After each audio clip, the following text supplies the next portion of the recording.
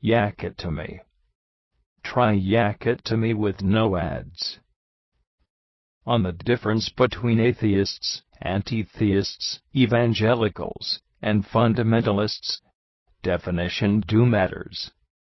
Many political and philosophical disagreements simply stem from the different meaning of the words people engaged in a debate use. Given that, I am going to define some important words I have used, and will use on my blog. A Christian is someone believing that God showed us His true face through the life, death, and resurrection of Jesus of Nazareth. An evangelical Christian is someone believing that the Bible is our only infallible authority. A conservative evangelical believes that everything a biblical writer intended to convey is true. A fundamentalist is a conservative evangelical believing that those not agreeing with that are second-class Christians, or no Christians at all.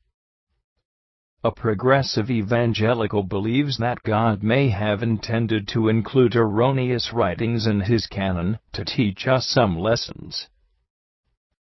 An agnostic is someone who does not know, within reasonable margins of uncertainties, if there is a God or not.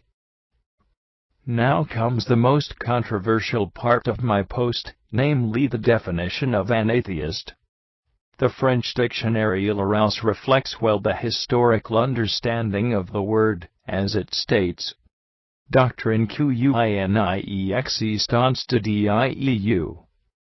cette position philosophique ne se confond n'avec en gnosticisme, qu'uist les refus de prendre parti dans les débats métaphysiques, n'avec les panthéismes, qui implique que puisse exister partout dans l'univers, et se confondre avec lui. Doctrine which negates God's existence.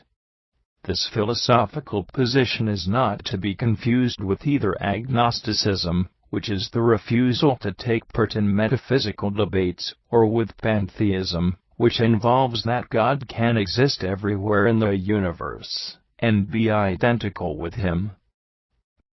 Modern, English-speaking, atheists don't like too much that definition, because it goes hand in hand with the burden of proof to explain why there is no God. As a consequence, they have redefined the word as meaning lacking a belief in God, making it compatible with being an agnostic, while under other circumstances they act as if it meant believing God's existence to be extremely unlikely. Being an old schoolboy, I like to stick to the historical meaning of things. So in my entire blog I will abide by the following definitions. An atheist is someone who sees God's existence as being very implausible.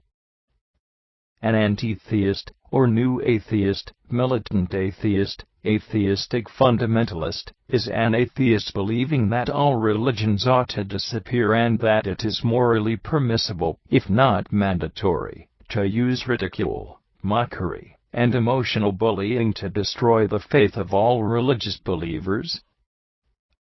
A fascistic atheist is an anti-theist believing that it is good for the state to introduce laws which would quicken the demise of all religions. A modern example is Richard Dawkins and his suggestion to forbid all kinds of religious educations, even for liberal and progressive religious parents. Image. Of course, the former Soviet Union, where countless priests and religious persons were slaughtered or sent to lunatic asylums, is another example of fascistic atheism. Frankly speaking, if the new atheists were to obtain full political power in the Western world, I would not be stunned if they ended up introducing the same kind of laws as in the Soviet Union. Image. As anti-theists themselves constantly remind us, beliefs, especially irrational ones, can really have dreadful consequences. If one really views all religions the way they do, namely, as one of the most horrendous evils plaguing mankind, it is a very small step to conclude that the end justifies the means. Brought to you by Yak It To Me. Try it now with no advertisements.